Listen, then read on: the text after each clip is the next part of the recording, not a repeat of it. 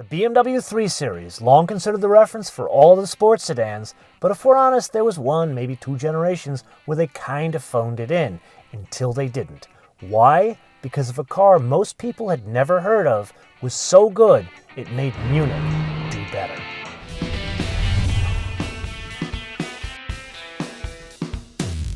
So the obvious question, why are we looking at a car that really hasn't changed? Answer, purity. No nice way to put this. They're taking it away from us, so when we get small wins, we have to celebrate them. Now, Genesis has brought the G70 out many years ago.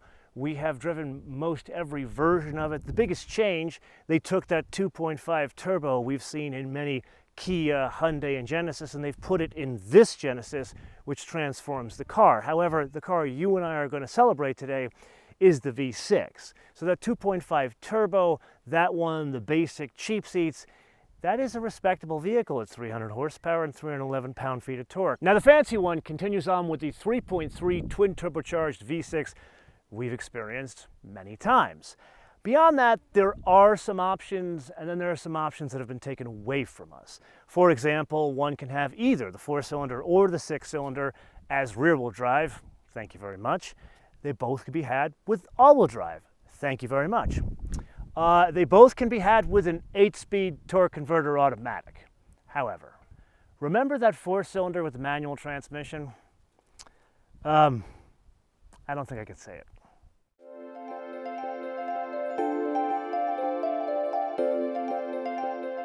One of the many benefits of returning to what you and I could refer to as an ordinary sports sedan, one doesn't have to cart around a battery, which has its benefits. 3,911 pounds, or depending express your weights and measures, 1,774 kilograms. With that. And that, actually sounds pretty good. I would call this ordinary for a couple of reasons. Number one, yeah, there's no battery. Number two, there's only torque going to the rear wheels. Yes, this one is a rear drive. And I can feel it when we drive it. God, it is so good to be home. That's the feeling you get here. There is a lot of forward thrust here, more than one would expect from a twin-turbo V6. This almost has like an 8-cylinder feel to it. It's been a long time since I've driven this car. Last time you and I drove a Genesis together, it was the V6, that's a 3.5 in the GV80.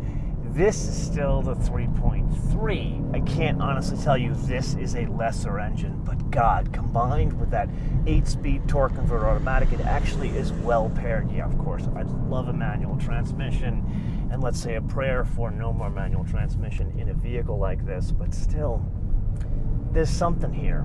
There's something you and I miss, and there's something that people need to focus before it goes away.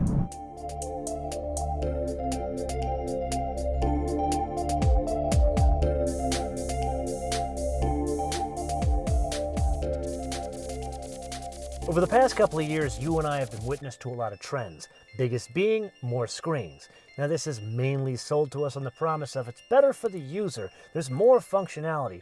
In reality, this is all about saving money.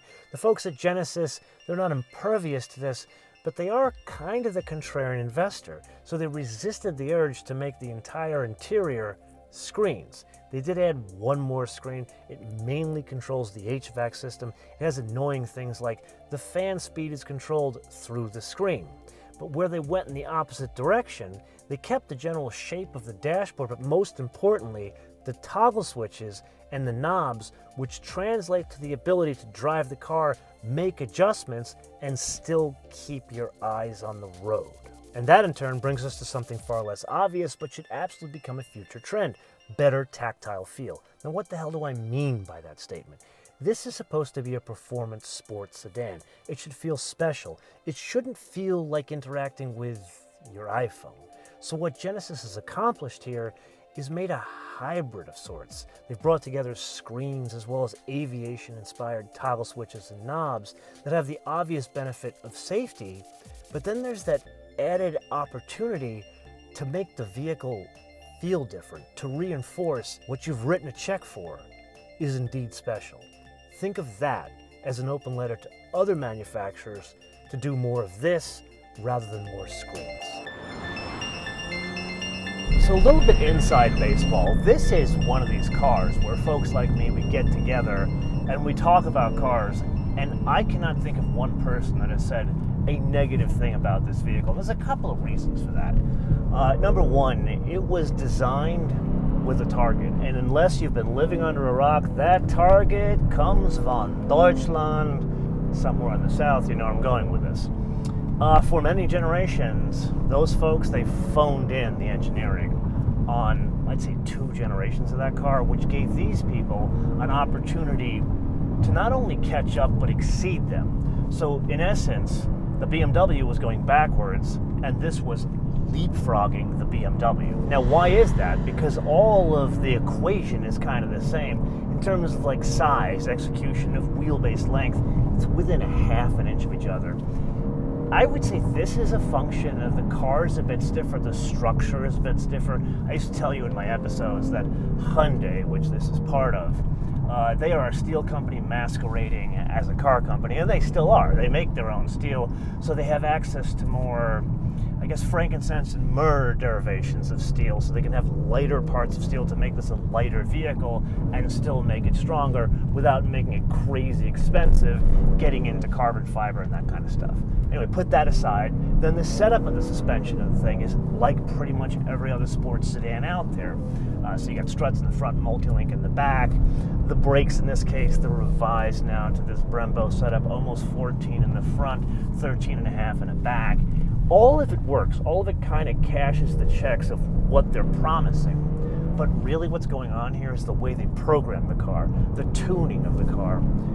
They assume you have some skill. They assume you like to drive. Even in this sport mode where I have the stability control on, I can steer this car with my right foot. That is what is so magnificent about this thing. They give you the credit of intelligence of being a good driver and going out there with the right tool on the right road and having a rewarding experience. That's what this thing is about.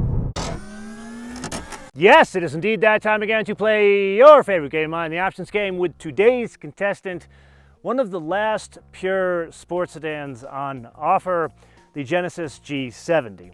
Now these can be had as a 4-cylinder, they can be had as a 6-cylinder. This one, of course, is the fanciest 6-cylinder. It's the Prestige, but the good news is it's rear-wheel drive. That gives us a base price of $49,950. And this would be the point of the episode that I remind you, the most fully loaded Toyota Camry is $42,000. So put that in your pipe and smoke it. Then there's that Bond Silver. They told me it would be a silver car, and yes, it sort of is. It's more of like a matte gray. It looks better than I expected, although I wouldn't do a silver on one of these things. I would do like a bold color, like a red, or they do a blue, which is stunning. Either way, we have to pay $1,500. Now, whether or not you are a silver fan, that is paired with fog gray. It's kind of a two-tone with black contrast. This is a crime in the Genesis world. Why? Because they're detailing inside their cars absolutely off the charts, and as of late they've really stepped up their color and trim game, so there are more options like these two-tone themes we saw on the GV80. Here they've got 2 new ones. I would go with like a saddle, then bring in that high contrast exterior. It would make that design absolutely stand out. Then we press on to the Prestige package. This adds a number of like fancy bits, the Napa leather, the 3D cameras, those things, but most importantly, adjustable dampers, limited slip differential, and a head-up display, $4,400. Then the only other thing we pay extra for is the destination handling from Ulsan, Korea, $1,250, which brings us to a total retail price of Purity, kind of the final edition of Purity, $57,100. So a couple of other interesting notes going on here. I've got to bring up the Stinger. I love the Stinger. I felt the execution of the Stinger in terms of design was better than this car. I thought that car would sell better because it was a 5-door, because it was more usable. But one of the drawbacks of that car, all that weight high in the back of the car made the ass end feel mushy. And in many of those episodes that we drove, like every version of that car, I would say they need to tune the suspension of that like the G70, because this is tighter in the ass end. Yeah, it has less weight in the rear of the car, but more importantly, I would say they tune out that mush in the suspension. They make it stiffer to the point of being not for everybody. That's where this is very much un-Genesis. Then there's the driving position of this thing, and it is absolutely stellar. This is a smaller car. Most people would think, oh yeah, it's the size of a 3 Series. This 3 Series has grown in wheelbase by 5 inches, mainly to compete with something like this, but there is more usable space in that car, where this car, you still feel tight, and they use like old cubes of old sports sedans. Notice, there's a real shifter, like a real shifter, and there's a good height to it. That's something that other manufacturers are going away from with the rotary, basically to try to make it more palatable for folks who are going to put their Starbucks coffee in here, which is offensive to me. Then the steering wheel, they take a trick out of Porsche, where you can pay extra in a Porsche and get a smaller diameter steering wheel. And now, yeah, on my personal car, I have that because that's the way it comes, and it changes the way I interact with the car. But that is on a track car, a purpose-built track car.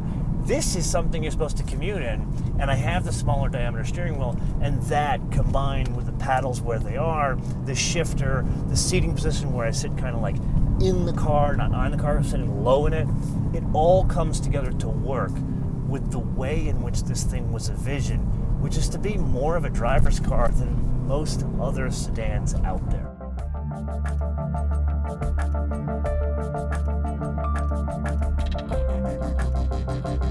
So yes, I am very aware of your complaints in the comments about me talking with my hands. So 2 things. Number 1, I'm Mediterranean. It's what my people do. And number 2, just outside of Cave Creek, Arizona in Tonto National Forest, and I had no idea the bugs would be this bad in May.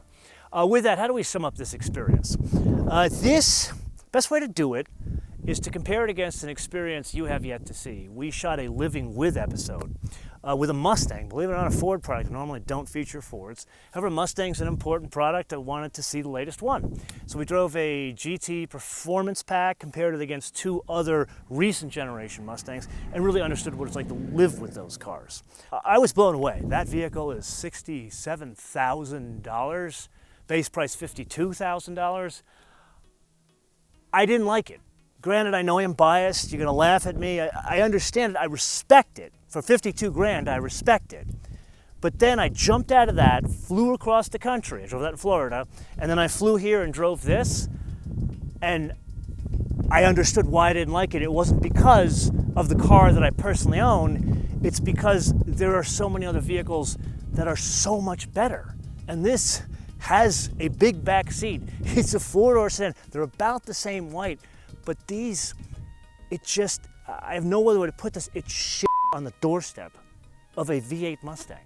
That's really what this thing does. Then you look at the other direction. We recently drove something from this company, the Hyundai Ioniq 5N. Magnificent.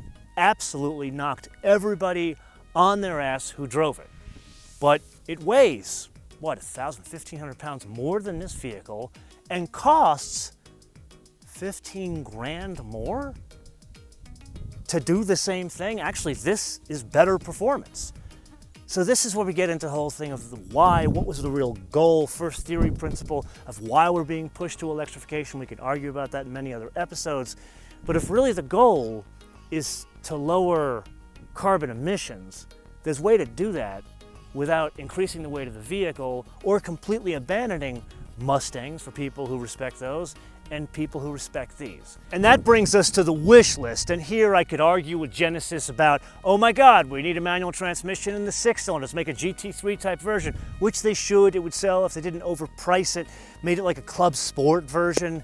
But really, the wish list is for anybody that's watching this, that needs a practical car, that wants performance. Buy them before they go away, because that's the problem. It's not so much just the governments in these cases that are forcing EVs down our throat. It's car manufacturers are not selling as many of these. That's why the Stinger already went away. That's why you're going to see CT5Vs and CT4Vs go away. There's going to be less and less of these things in the future. I am painting a dystopian future to scare the hell out of you, because I still want to drive cars like these on roads like this, because yes, believe it or not, there is a way to balance this with less carbon emissions. Now, speaking of carbon emissions, I need to get out of this bug-infested road. So I'm going to turn this around to you. And I'm going to ask you to opine in the comments below. What are you going to do to keep cars like this on the road? And be serious. Let me know in the comments below or via our social media. MotoManTV all one word, MotoManTV all one word, Facebook, Twitter, Instagram. And with that, if you found this area stunning, I would highly suggest the last time we shot here, you watch that episode. And that was with an even more pure car, the BMW M2. You can see that episode here. Until I see you in the next episode, bis später.